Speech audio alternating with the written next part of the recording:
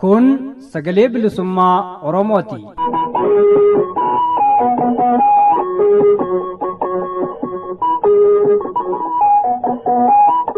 Sagaleen bilisummaa Oromoo dambalii gabaabaa meetir baandii 19 kiiloo heerzii 15,420 irratti jimaataa fi dilbata galgala sa'aatii 8 hanga sa'aatii 8 walakkaatti afaan Oromootiin roobii ammoo galgala sa'aatii 8 hanga sa'aatii 9tti afaan Oromoo fi qophiilee dabarsuu amma jalqaba. Kun sagalee bilisummaa Oromooti.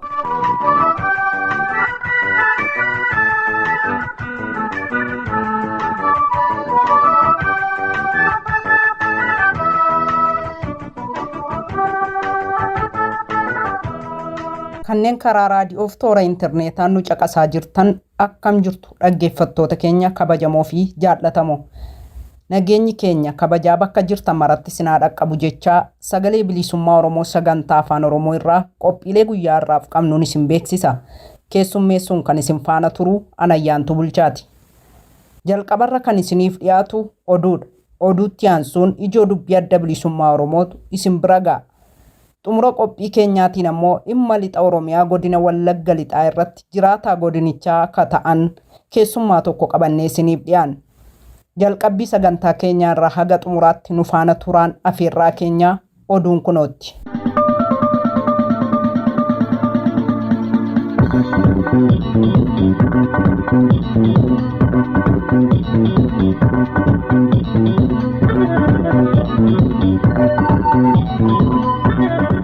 Akkam jirtan dhaggeeffattoota keenya oduu yeroo kanaa qabnu sin dhageechisnaa. Oduu yeroo kanaa kan isin dhageechisu aan Shumburaa Odaati.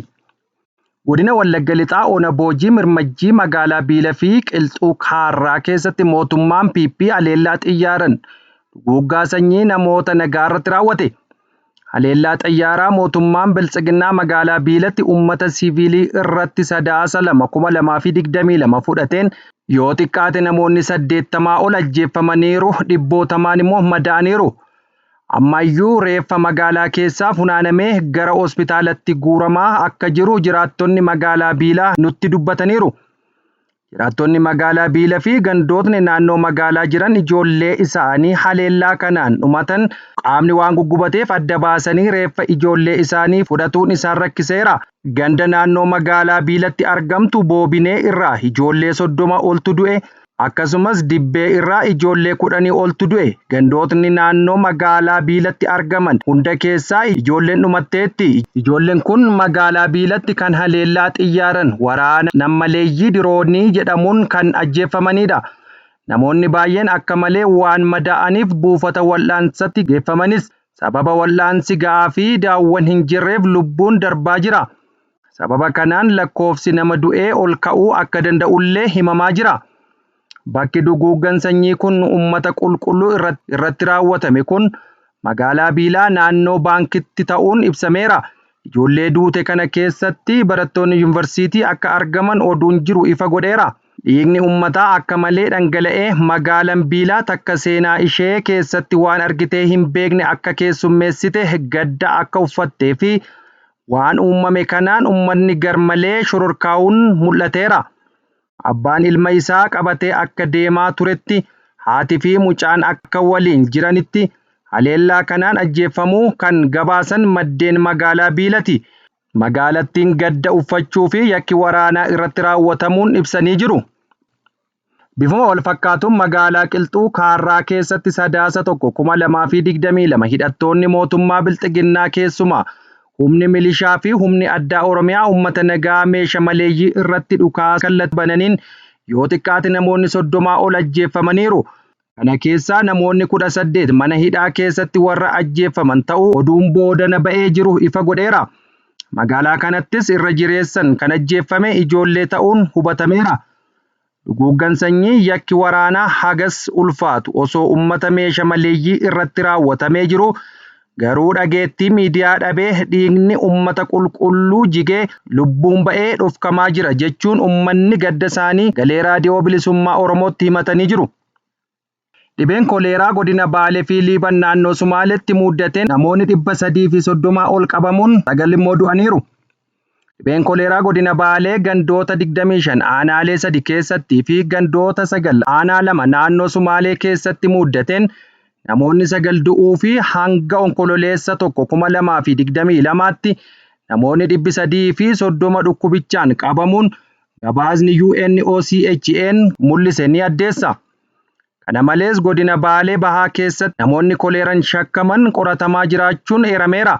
Aanaalee 114 keessatti ammoo weerarri koleeraa muddachuu akka danda'uun ibsameera. Hagayya 27 2022 dhibeen koleeraa inni jalqabaa aanaa godina Baalee aanaa Harannaa Bulluqitti kan gabaafame yoo ta'u, fulbaana 18 2022 aanaan Barbarree dhibee koleeraa gabaasuudhaan aanaa lammaffaa ta'eera. Sana booda aanaan Dalloo Mannaatti buufata buqqaatotaa burqaa keessatti dhibeen koleeraa mul'achuu gabaaseera.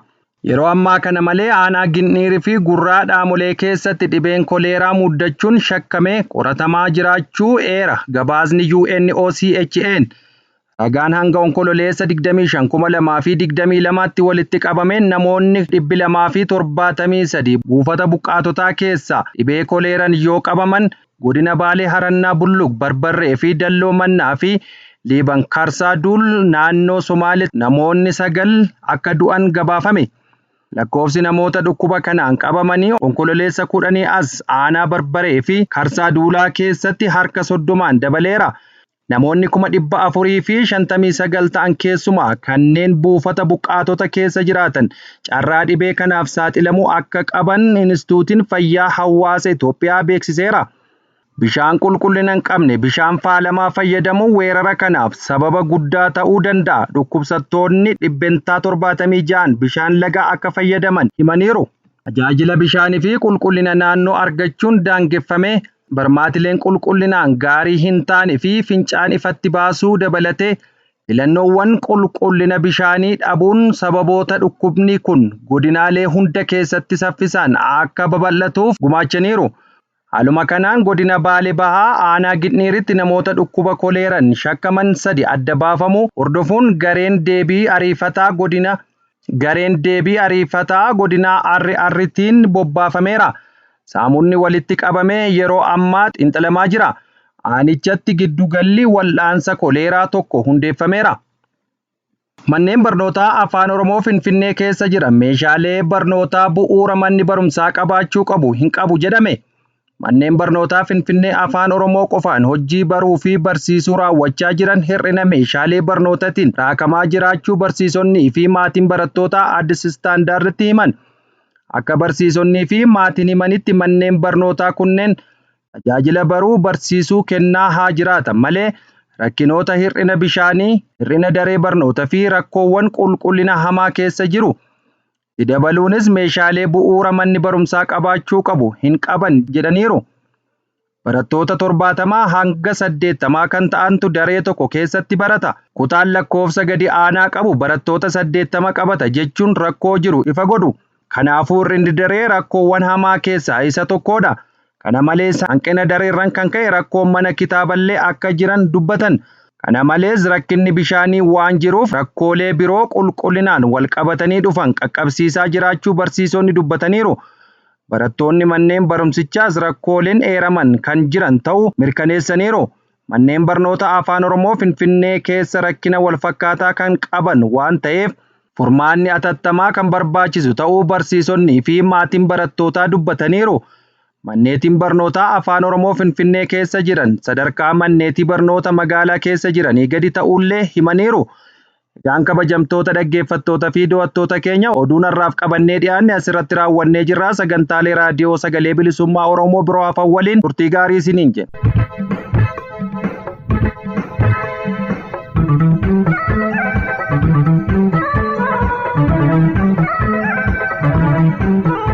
Dhaggeeffattoota keenya akka caqasaa jirtan qophiilee keenya sagalee bilisummaa Oromoo sagantaa afaan Oromoo irraa torbanitti yeroo 3 meetir baandii 15 kiiloo heerzii 15,250 irratti isiniif dabruudha.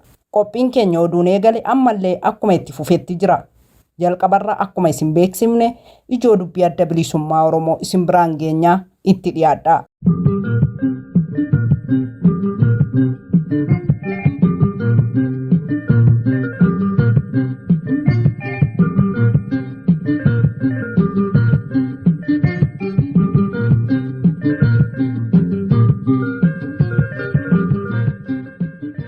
Roorroon daangaa darbi barabaraan uummata Oromoo irratti qaama aangoo siyaasaa afaan qawween dhuunfateen geggeeffamu dhaabbachuu qaba jenna. Ijoo dubbii adda bilisummaa Oromoo 3/2/2022.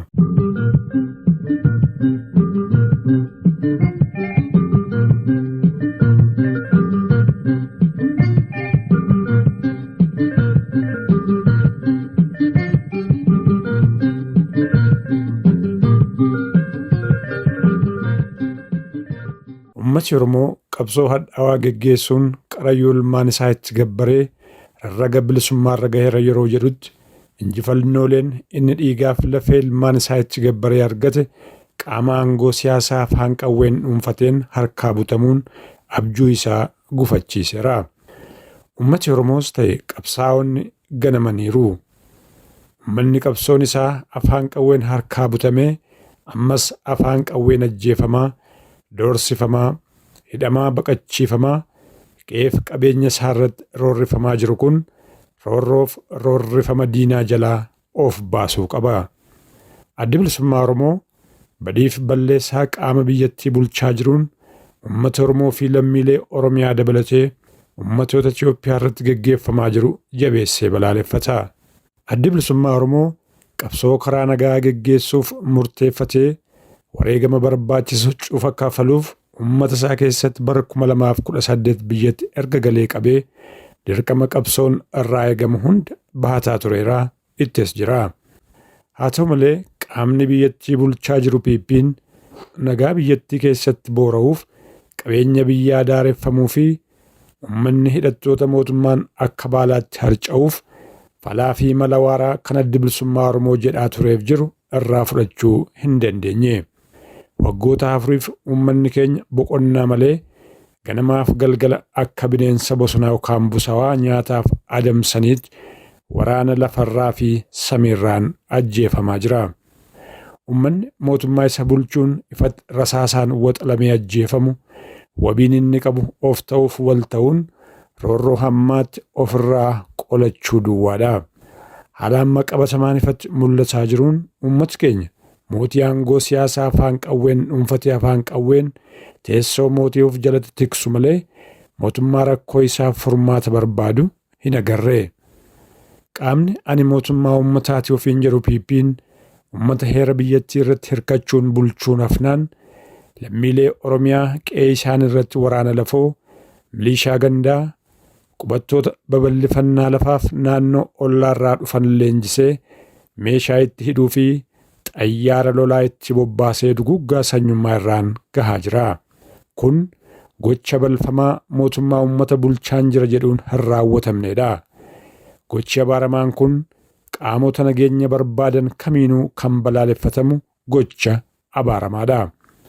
Uummanni keenya waggoota 4 darban sirna bulchiinsa PP jalatti guyyaa tokkoof illee hin boqonne. Dararaa fi hiraarfama daangaa darbaa irratti geggeeffamaa jiruun qe'eef qabeenya isaarraa boortaan buqqaafameera.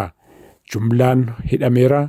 Mana hidhaatii baafamee ajjeefamuun bosonatti gatameera.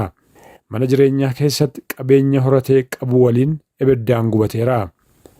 Miseensonniif hogganoonni jaarmiyaalee siyaasaa ejjennaa siyaasaa isaaniif jecha murtoo seeraa malee manneen hidhaa biyyattii keessatti korkodamanii gidirsamaa jiru. Kun hundi gocha suukanneessaa dhala namaa irratti ta'uu hin malle gannaa 4 darban kana keessatti murna PP'n raawwatamaa jirudha.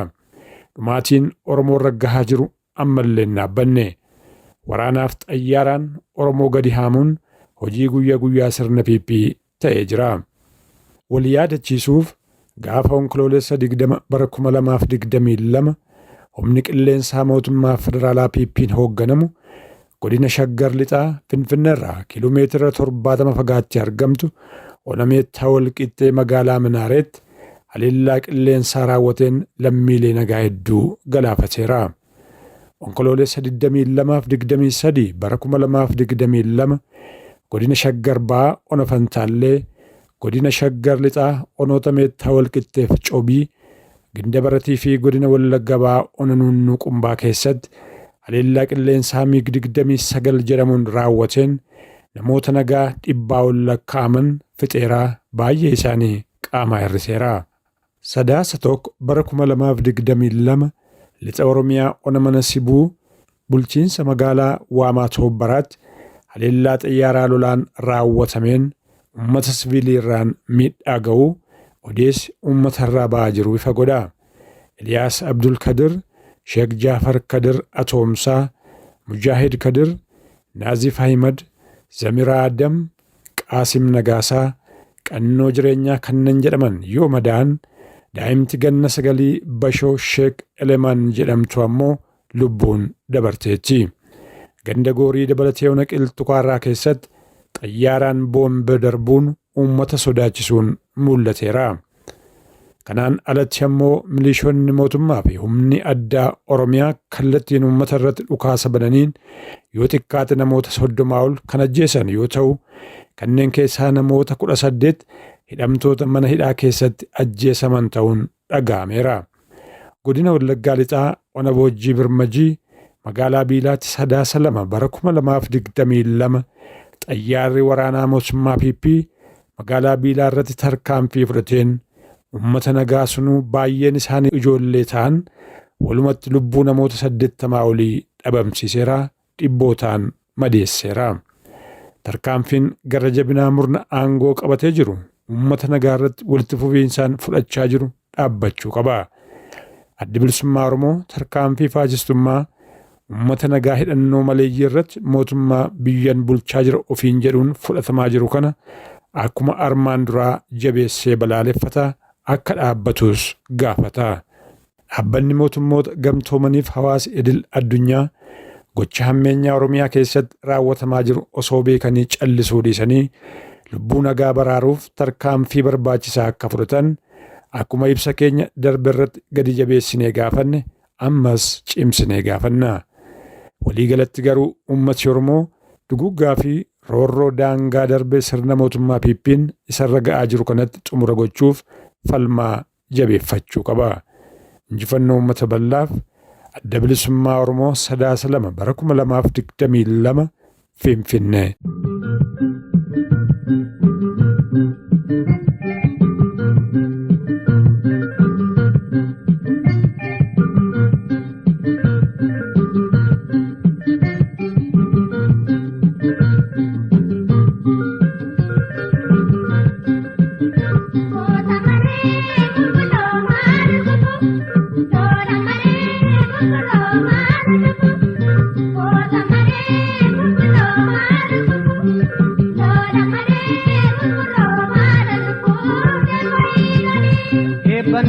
Bisa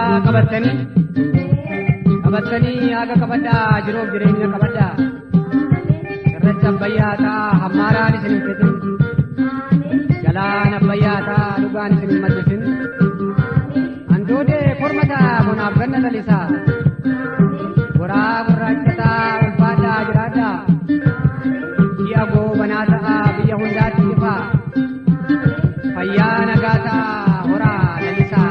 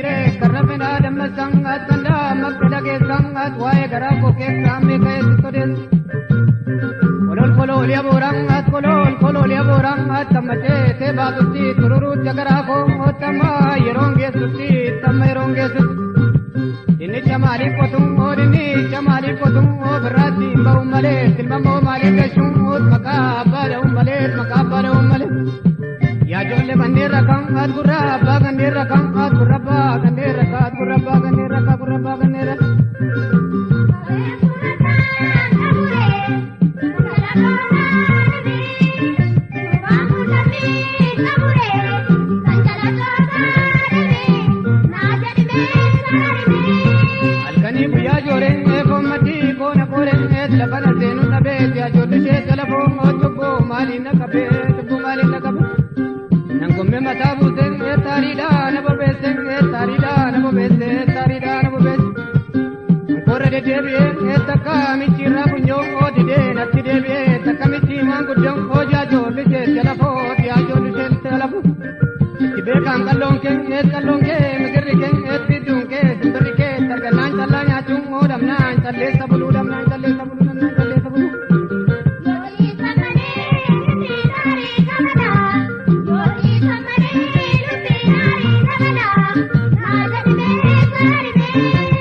Talamaan mataa koo kooti yaadoo cimaatu jiran haati talamaan garaa koo booree kormatu jiran haati eenyu kootti maddeetan kubbii garaa irra kan kunneen gatii san bakkee guutiin baalbaaseen baasa feene tarraba deddeeratti mudhiin zinnaaree yaadeen takka baa kootii durii garaan koo guddaa yaada dubbadhu kaayatuuri Sayyaadeen agaman adgataa yetti safaruun oddinaa fira koo baree tolkayeetti waqaruun osgoo baree filuu yaadam adaabee luleessuu yaada harii garaatti baadhee tamma yoomii tanaadha arbaasaan buukii dhaleen birraan buukanii ilma booraa gaafa waaq namaa dhaleen jaamaan jaamu argataa naaf sadii qabatu kanarras maanne eressan saba koos maanne ebessan jajamaa yaleellisaa siifana garuu jedhaa siifana ga'u jedhamu.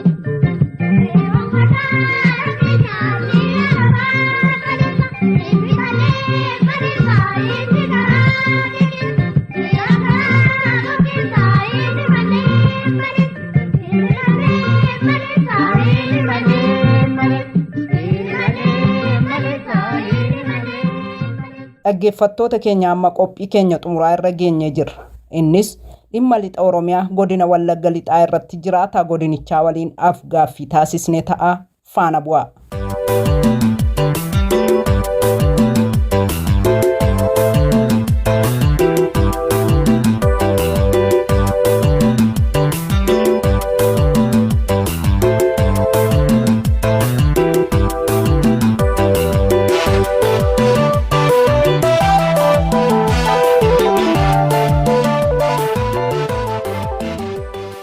Duraan dursaa maqaa dhaggeeffattoota sagalee bilisummaa Oromootiin haala naannoo sana jirnuuf dhiyeessuudhaaf argamu keetti guddaa galatoomi.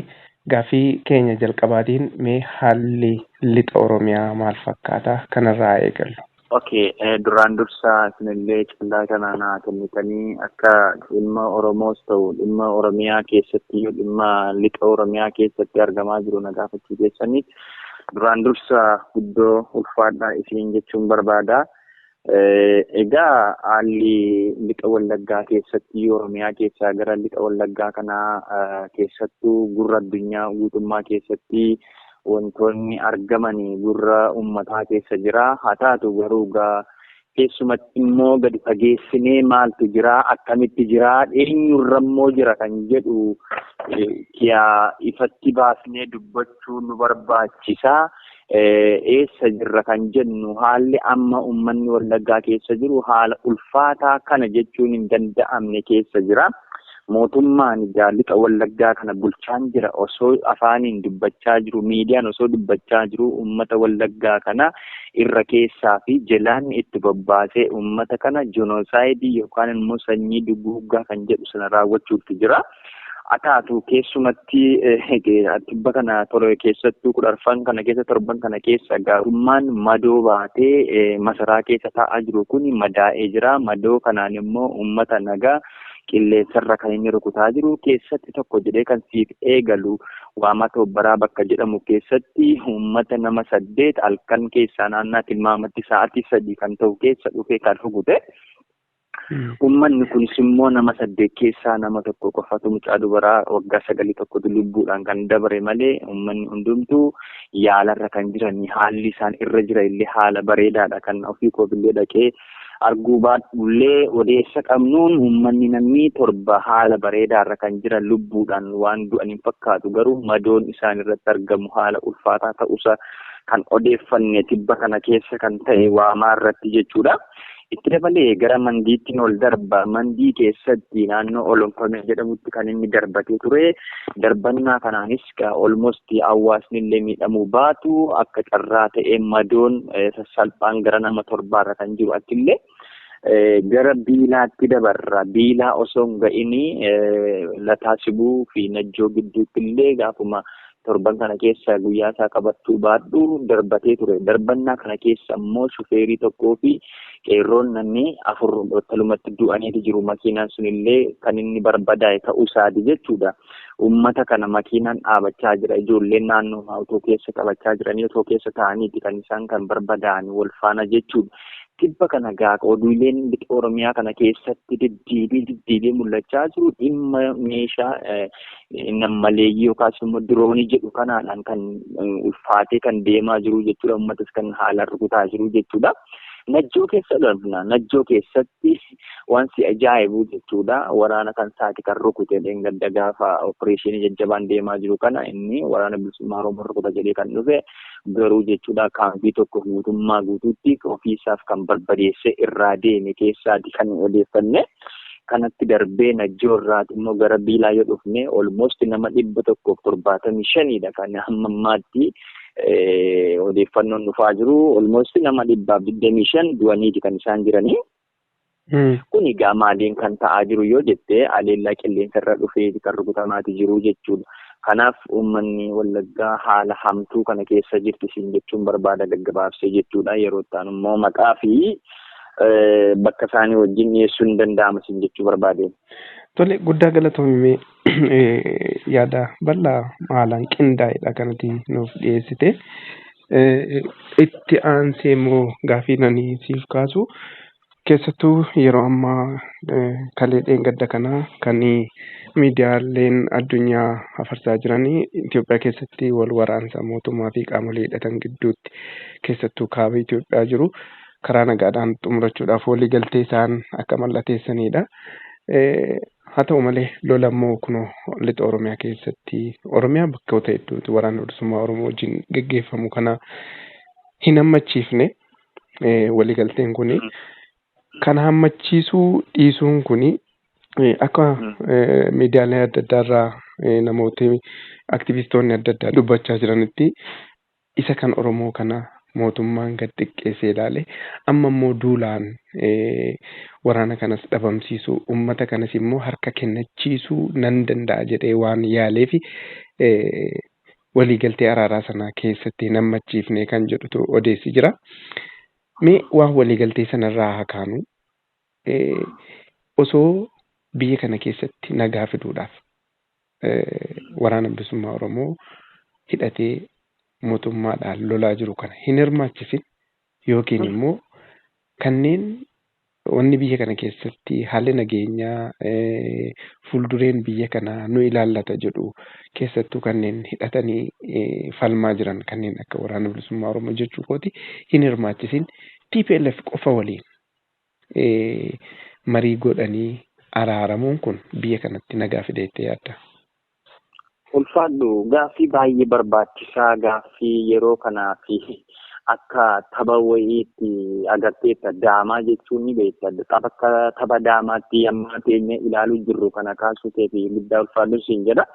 Kuni tapha siyaasaati malee nageenyi waaraan haa dhufu jechuun tokko ittiin yeroo isaanii dheereffachuudhaaf kan taphatamaa jirudha malee nageenyi waaraan dhufu kan danda'u waraana bilisummaa Oromoo wajjin kan hiikame yoo ta'e irraan kana nageenyi waaraan tokko TPLF wajjin bu'ee fi nageenyi biyya kanaa deebi'e jechuu hin dandeenye. Isaan bar kursii irra wal loluu jirani bar inni kursii irratti wal lolu immoo kursii marra taa'ee hiikkachuu danda'a. Waraanni bilisummaa Oromoo garuu biyya isaa falmachaa jira. Kursii barbaadaan jiru waraanni bilisummaa Oromoo fiidanii mataasaa barbaadaa jira. Walabummaa mataasaa barbaadaa jira. Nama walabummaasaaf deemuuf nama kursiidhaaf deemu immoo waliin dhiibboo keessa galchuun hin danda'amtu agartee isa kana immoo isaan tibba kana daansee yookaan immoo sirba isaan sirbaa jiran dhaga'utti jirra. Agarteetta yoo taate dhimma meeshaa hiikuu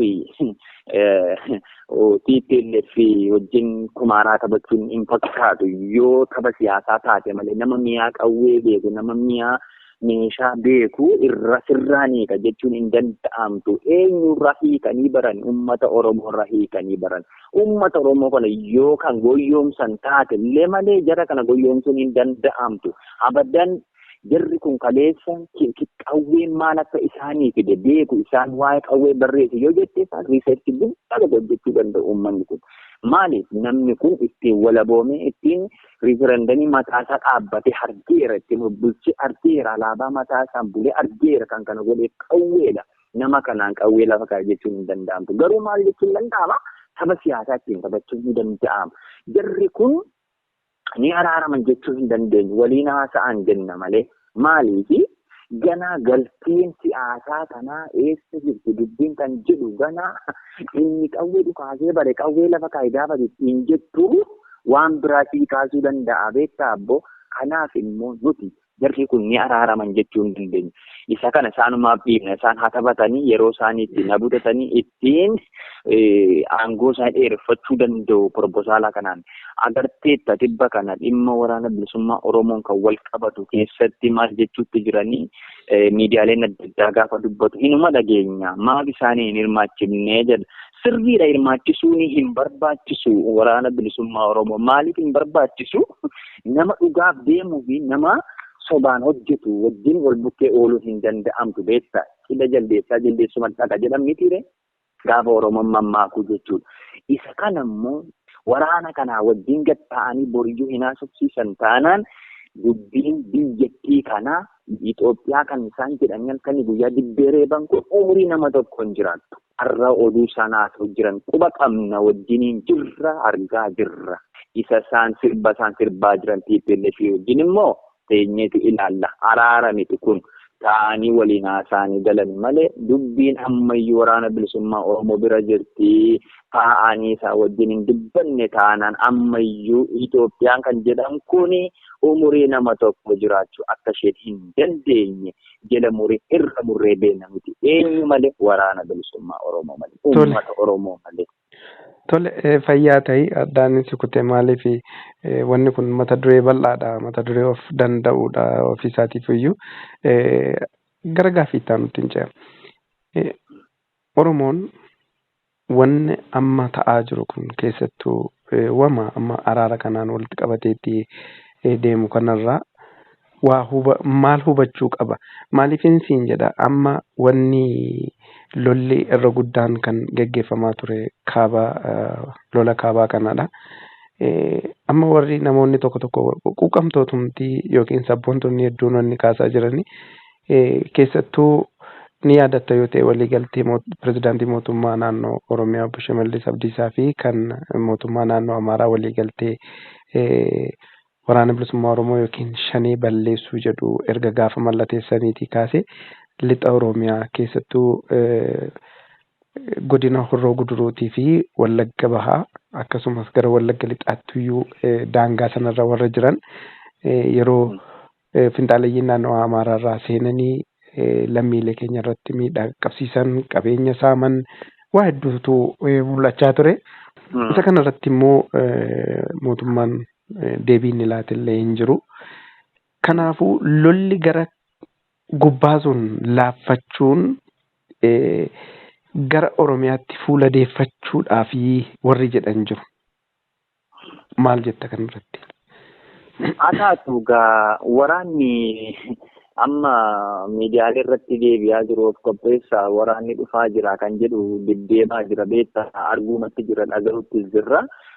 Ilaali waraanni kun kaleessa asuma ture waraana bilisummaa Oromoo wajjin wal beeku waa hundaa beeku lola isaa dandeettii isaa beeku kaleessa kan inni dhaqe arra deebi'ee dhufe kun jechuun golaa gurdubatti darban malee wanti haaraan dhufu hin jiru. Uummanni keenya maal gochuu qaba beektaa ammayyuu waraanni kun kana irra tura uummata Oromoo irra maaf irra tura beektaa tokko Tigraayiin kan isheen amma daffe dubbiin ishee dubbii hanga harbaa ga'ee guddatee tulluu irratti kan mul'ateef maaliif beektaa inni xiqqaan inni guddaan qabsootti bobba'e abbo. Inni xiqqaan inni guddaan qabsootti bobba'e dubbiin isaanii akka tulluu ta'ee mul'ateefi jechuudha. Uummanni keenya immoo arreeyyuu reeffi mana hundaa seenee jira. Laali biilaa keessatti nama 175 daqiiqaatti dhabuu jechuun yookaan immoo nama 125 daqiiqaatti awwaalu jechuun waaddaastiniin kana laali mana nama hundaa seenaa jirti. Ammayyuu manni keenya kun waan dhufee miti waraanni kun har'a asii ol darbe bardeen gad sagaaban miti yaamaa ture argaa turre. Inni kun immoo Shimallis Abdiisaa mallatteessan sirriidha mallatteessanii jiran agarteetta Naqamtee kana jalatti ukkee qabadhu saafee giddaa kana jala qabadhu lola hamaatu deemaa jira. Lolli hamaan deemaa jiru kun maali? Isaan sun ittiin abaa'oo balleessinaa garuu abaa'oo balleessaa hin jiran eenyuun balleessaa uummata Oromoo kana balleessaa jiru. Uummanni Oromoo ammayyuu baduu qaba. Maaliif baduu qaban siin jedhaa? Mirga hiree murteeffannaa isaa hin danda'u uummanni kun yoo ittiin hin naga'u. Tole ulfaadhu fayyaa ta'ee dhugaadhumatti yaada bilchaataa bal'inaan nu kaaste. Gaaffiif deebii keenya gara xumuraatti osoo hin geessiniin dura qabxii marii kan keenyaa isuma jalqabaa irratti deebinee isarratti waa 2-3 naa jettee dabarraa. Haleellaan xiyyaaraan geggeeffamaa jiru keessattuu Kabiilaatii fi Najjoo kun akkaan nama suukanneessaa uummata nagaa irrattidha. Wanni kun kan raawwachaa jiru. Maaliif yeroo adda addaa qorannoodhaan alaa tarkaanfii akka kanaa mootummaan hoggaa fudhatu namoota nagaa irratti miidhaan kan gahaa jiru. Mee isa gaafa biilaa sana gaafa wanni kun ta'u naannoo sana lolatu ture moo ummatuma nagaa irratti kallattiidhaan boombiin kun roobsame mee ishee kana naa ibsi. Ulfaadhu wanni kun beektaa mo'amuu isaanii agarsiisa malee kun beektaa gootummaa miti. Sa'aatii biilaa irratti rukutee kaasneen odeessa guutuu qabna beektaa sa'aatii sanatti kaabinoonnis ta'u milishaan isaanii qaamni nageenyaa hundi isaanii baqatee kan gara Najjoo deeme biilaa keessaa jechuudha. Sochiin tokkichi hin jiru uummanni kee kaleessa uummata kana nutu siiniif jira. Isaaniin kan isaan jedhan waraana bilisummaa Oromoo gashaanillee beenu nuti hidhannoo hin qabu maal hin qabu jedhanii uummata kana sobaa turanii gaafasii sochiin kokkee qabee lubbuu isaan ga'u uummata kaleessa sobaa jiran kana bakkee adii irratti gallachiisanii biilaa keessaa dhiisanii sokkoneessa dhaqu Najjoo dhaqan namni tokkichi osoo nafin jechuudha. Sana booda waraanni bilisummaa Oromoo immoo gara kallattiimaan darbe malee achi keessatti dhukaas tokkollee wanti hin argamneef hin jiru beektaa. Sana booda kee uummanni miira keessa galuudhaan gammachuu isaa agarsiise. Sanaaf siin jechuu barbaadeen beektaa dubbiin keenya kun agartee biilaa keessatti waan isa mudate uummata keenya gaafa ilmi isaa yookaan obboleessi isaa tokko gaafa qara deemee qaraa galu uummanni akka itti simatu qaba beektaa akka aadaa isaatti. Sanammoo kallattii barbaaddee waan barbaadde gammachuu kee ibsachuu dandeessa agartee biilaas kanumatu ishee mudate gaafa ilma ishee agartuu ilma ishee keessummeeffachuuf gaafa kaatu irra keessaan dhufanii akka ajaa'ibaatti beektaa itti milkaa'anii deeman uummata kana inni kun akkamitti ilaalama yoo jette tokko uummanni kun aangoo isaanii dheereffachuuf jecha. Uummata Oromoo kana cafallaqnee bushina jechuu barbaadaniiti beektaa tokko waraana tokko malee dirooniidhaan uummata kana fixuu jechuun maal jechuudha tokko gochi kun nurraa deddeebi'ee ammayyuu nurraa hin dhaabbatiin jira bishooftutti salphate uummanni kun bishooftuuyyuu miti ibboo calanqootti salphate calanqoorraa ka'ee immoo agarteetta bishooftutti waan raajii nurratti ta'e. Kan qofaallee miti kunoo amma golee Oromiyaa keessatti wantooti nu mul'achuu jiran kun laaligaa akka agartee akka sabni kun nama hin taane ol jedhee hin deemne tumnee bulchina caccabsinee bulchina lafarraa finna kan jedhu ajandaa isaanii isa guddaa ta'ee jira. Tokko kaabinoonni achi keessa hin jiran Najjootii jiran milishaan tokkitti hin jiru uummanni kun hanga kaleessa sa'aatii 8tti. Bakkee keessa taa'aa ture reeffii jechuudha. Uummanni illee kaasu sodaate maaliif ammas dhufee nu fixa kan jedhuuf. So wanti kun waraanni tokko jiru uummata bakkeerra dhaabbatee jedhee gammachaa ibsachaa jiru bakka tokkotti fixanii deemanii jechuun barbaada. Tole fayyaa ta'ii baay'ee nama gaddisiisa waan cubbuudha kan hojjetame. Egaa afaan nama qaba wanni haasa'an namatti ulfaata. Uummatni nagaan akkasitti dhumate reeffisaa haga amma haga kaleessaatti bakkee irratti allaattiidhaaf soorata ta'ee jiraachuun nama gaddisiisa. Mee kanarra dhaabbadhuuti uummanni Oromoo keessattuu bakkoota sochiin akkasii jiran keessatti rakkoo wal fakkaataan akkasii akkan uumamneef maal gochuu qaba isa jedhu akkuma dhaamsaatti itti dabaltee naa kaasta. Xumura irrattis immoo wanni isin gaafatin wanni naafee jettus yoo jiraate itti dabaliiti meeshee kanaan naa xumuri. Hayyee ulfaadhusiin jechaa egaa alseerummaan babal'achuu danda'a. Uummanni keenya wal tiksuu qaba. Akkuma wal tiksutti immoo kallattii isaa waliif kaa'uu qaba malee ammatti tokko bakki kana jennu hin jirru.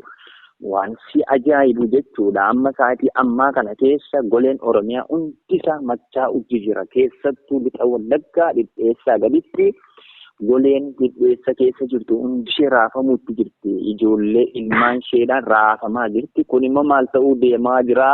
Isa jedhamuuf immoo tokko uummanni kun erga hiree ofii murteeffannaa isaa agarsiisuudhaaf ciniinsifachaa jira ammayyuu. Du'ii miti. Du'ii ammayyuu ganaayyuu jira. Ganaadha ammayyuu. Bilisummaa jechuun kittibaatii miti kan afaanitti namaa cobsan beektaa. Itti dhiiganiiti, dhiigsaniiti, eelanii eelee dhaabbatu jedhameeti hiree Oromoon xumura irratti waan jechuun kan barbaadu. Gaarri namarra jigee abboo namni namarraa kaasa. Hawaasni namarratti jigeenyaan namni namarraa kaasu hin jiru. Kanaaf uummata kanaaf maal ta'uu qaba kan jedhu uummanni kun ammayyuu taanaan jabaatee falmachuu qaba. Jabaatee hin falmatu taanaan immoo wanta ta'uuf jiru immoo teenyee kan ilaallu taanaa jechuun barbaada. Wal taanee waan kana xumura itti goonuu jechuu barbaada. Ulfaadhaa horaa bulaa deebana. Dhaggeeffataa keenya lixa Wallaggaarraa yaada bal'aa nuuf dhiyeessuu keetiif ulfaadhuu fayyaa ta'e gara fuulduraattis akkasuma walitti deebine kan waliin yaafannu ta'a. Har'aaf ulfaadhuu galatoomii horii buli. Fayyaa jiraadha.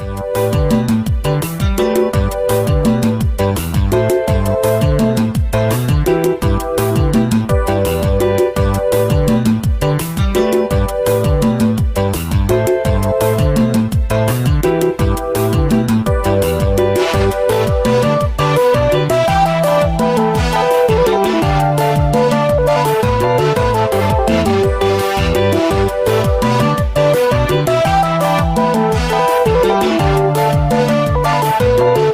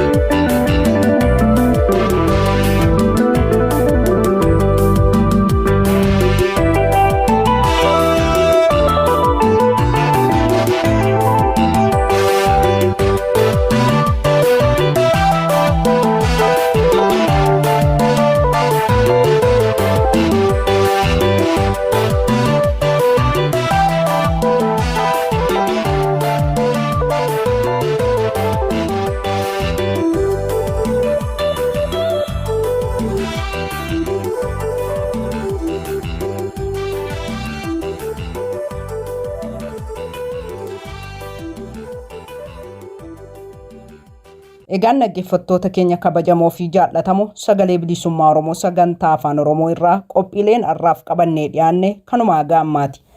Jalqabbii sagantaa keenyaa irraa haga xumuraatti turtii nu faana taasistaniif ulfaadhaa isiniin jechaa qophii keenya dilbata dhufuutiin haga walitti deebinutti nagaatti nuuf jiraadhaa. Injifannoo uummata Oromoof.